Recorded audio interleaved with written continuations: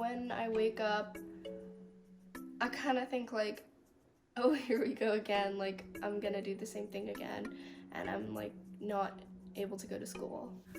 The March 13th announcement that all PUSD schools were closing affected over 36,000 students and their families and thousands more staff members. Over 5 weeks later, it's still a sobering sight to see the empty streets, crosswalks, and playgrounds across PUSD.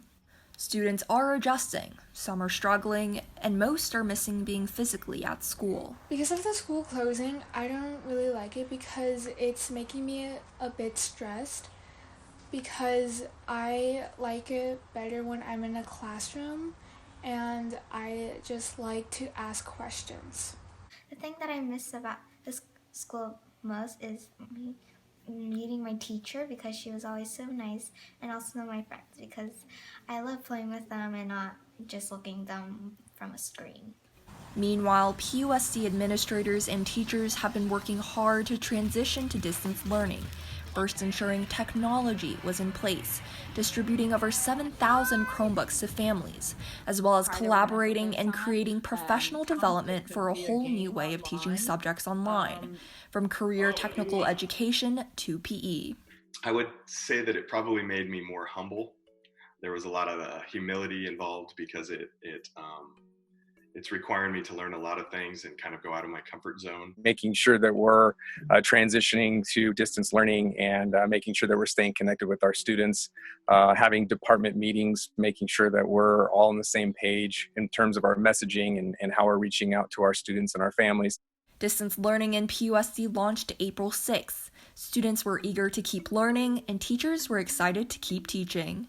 After much consideration, PUSD decided on a temporary credit-no-credit grading system during the school closures to ensure equity among students in all different types of circumstances. So some difficulties I face during quarantine is the stress about getting sick while I'm at work. I interact with a lot of customers day to day, so I kind of don't know whether or not I'm safe or not from COVID-19.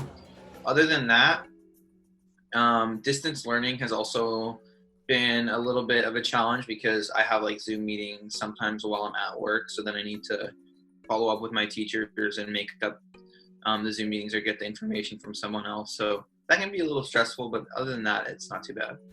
Despite the many challenges and successes of distance learning and quarantining at home, students say this experience has helped them become even more college, career, and life ready. Yes, it is more difficult, but at the same time, I feel like that's more preparation for college, because college at the same time, you're going to have to be doing all your own assignments and everything. Some of it might have like online lectures, or you might have like homework that's given online, and you just have to do it in your dorm kind of a thing.